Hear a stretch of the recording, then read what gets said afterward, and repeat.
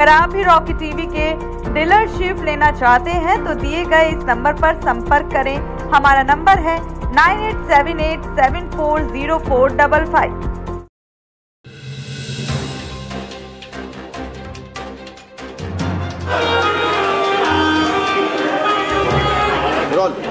Ma'am बताइए किताब का विमोचन हो रहा है।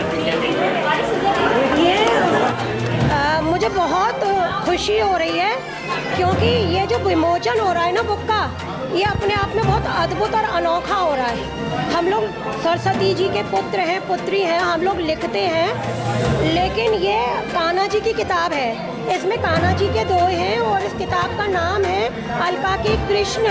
और ये सच में मेरे ही कृष्ण हैं, क्योंकि ये जो मेरे घर में आए हैं ये मेरे ही कृष्ण हैं। और इनके संग मेरी जो एक ट्यूनिंग बन गई है, एक जो इनसे मेरा रिश्ता बन गया है, माँ बेटे का रिश्ता बन गया है। तो हम इंसान हैं, हम इंसान रूप में इनसे कोई भी रिश्ता हम बांध लेते हैं। बात तब अनोखी हो जाती है जब ईश्वर हमसे रिश्ता बांध ले। तो ऐसा हुआ, जब मैंने इनको बेटा माना तो मैं बहुत रोने लगी। मैंने कहा मैं तो तुम्हारी माँ बन गई, तुम मेरे बेटे कब बनोगे।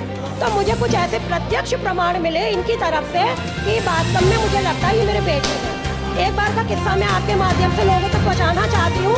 आस्था का जीता जाता एक नमूना उदाहरण जो मेरे संग घटा।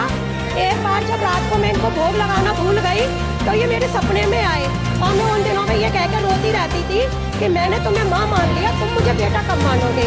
तो उस दिन ये हुआ कि ये भूखे सो गए और ये रात को सपने में आके रोने लगे, माँ मुझे भूख लग रही है।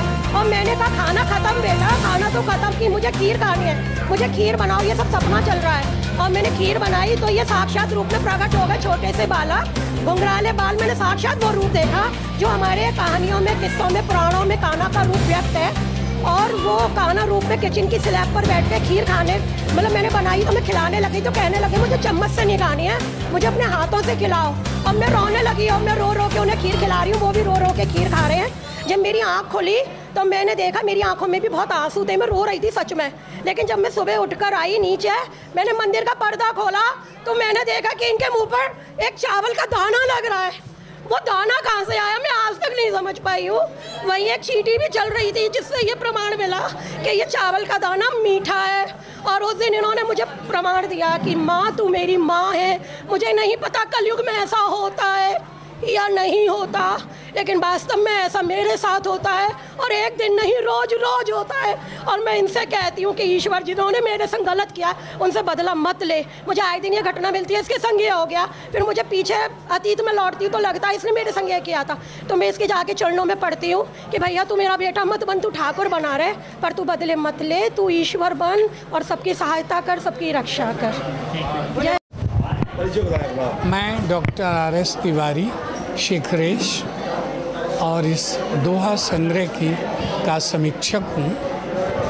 मैंने इसमें अलका जी और भगवान कृष्ण के बाल रूप के बीच एक अनूठा संबंध पाया। अलका जी को अंतर्दर्शन की प्राप्ति है। अलका जी के शब्दों में प्रभु कृपा का जादू है और उनके भाव अति सरल होते हुए प्रभु की जगत नियंता रासलीला का वर्णन करते हैं। धन्यवाद।